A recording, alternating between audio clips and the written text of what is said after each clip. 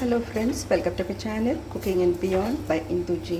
இன்றைக்கி நான் சம்பா கோதுமை உப்புமா ரவா பண்ணுறேன். அது எப்படின்னா ரவையை நல்லா வறுத்து வச்சுருங்க. அதுக்கப்புறமா கடாயில் எண்ணெய் போட்டு as usual கடுகு, உளுத்தம்பருப்பு, கடலைப்பருப்பு, இஞ்சி, பச்சை மிளகா இதெல்லாம் போட்டு நல்லா வதக்கிடுங்க. வதக்கின பிறகு கொஞ்சம் வெங்காயம் போட்டு நல்லா வதக்கிடுங்க. வதக்கின பிறகு அந்த வறுத்து வச்சுருக்க ரவை இருக்கீங்களா, திருப்பி அந்த வெங்காயத்தை போட்டு இந்த மாதிரி நல்லா வறுத்து கொடுத்துருங்க. அதுக்கு வேண்டிய உப்பு போட்டுருங்க. நான் 1 கப்பு ரவைக்கு 3 கப்பு தண்ணி வச்சுருவேன். அதனால் நான் 2 கப்பு ரவை எடுத்திருக்கேன். அதனால் இப்போ நான் 6 கப்பு தண்ணி விட போகிறேன். ஸோ சால்ட் எல்லாம் போட்டாச்சு ஏற்கனவே. ஸோ இப்போ நான் தண்ணியை நான் விட போகிறேன் பாருங்கள். இதை இப்போ நான் 2 கப்பு போட்டிருக்கேன். அதனால் நான் 6 கப்பு தண்ணி ஊற்றுறோம். இந்த பாத்திரத்தில் 4 கப்பு தண்ணி ரெடியாக கொதிக்குது.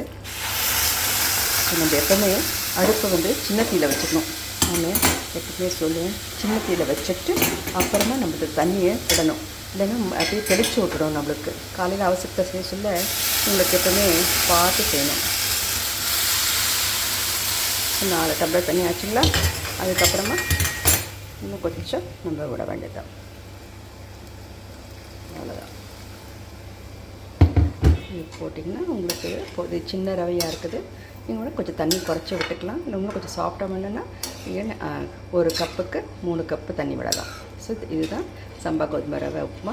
இது இப்படி நல்லா கலந்து வச்சுருங்க. கலந்து வச்சுட்டு அப்புறம் எல்லாம் உப்புலாம் கரெக்டாக இருக்கான்னு செக் பண்ணிக்கோங்க. கொஞ்சம் கருவேப்பிலையை மேலே போட்டுடுங்க. இது அப்படியே மூடி வச்சுருங்க. மூடி வச்சுட்டு ஒரு 8 to 10 மினிட்ஸில் சின்ன தீயில் வச்சுருக்கேன் பாருங்கள். சின்ன தீயில் வச்சுருக்கேன். அதனால் இதெல்லாம் வெந்து போகிறதுக்கு ஒரு 8 to 10 மினிட்ஸ் ஆகும். அப்படியே அது நல்லா வெந்துடும். அதுக்கப்புறம் நான் உங்களுக்கு காட்டுறேன். தேங்க்யூ.